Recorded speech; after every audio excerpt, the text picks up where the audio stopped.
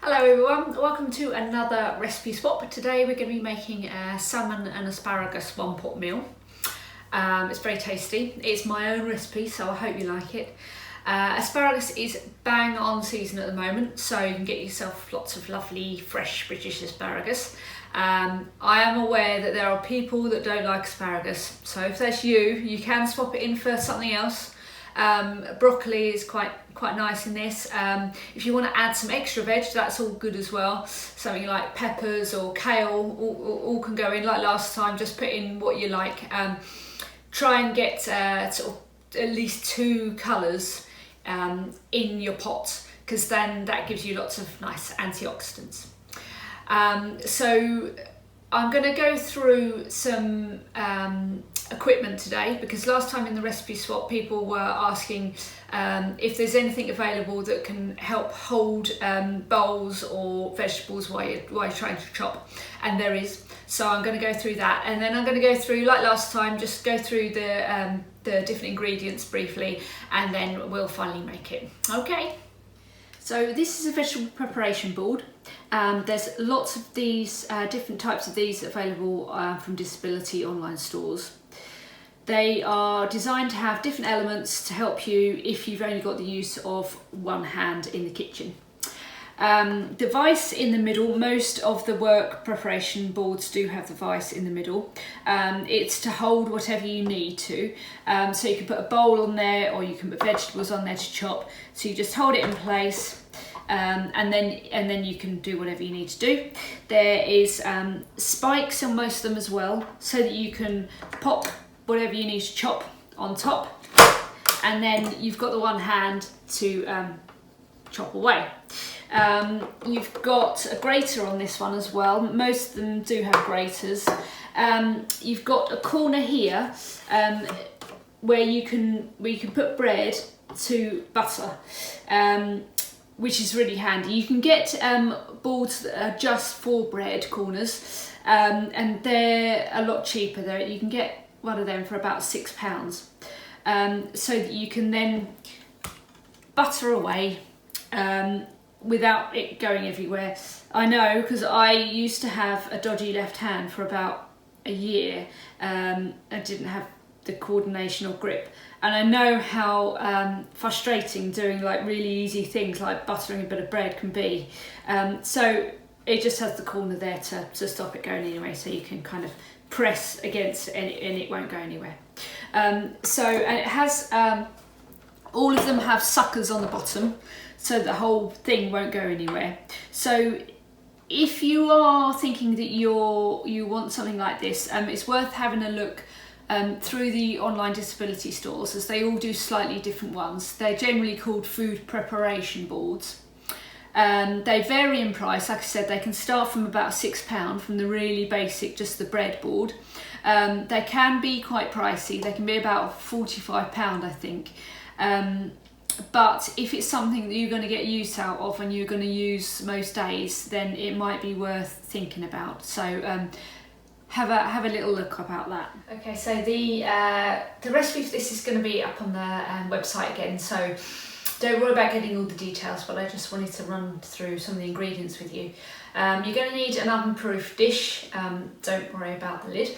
You're going to need a small bowl to mix things in as well. We start off with new potatoes.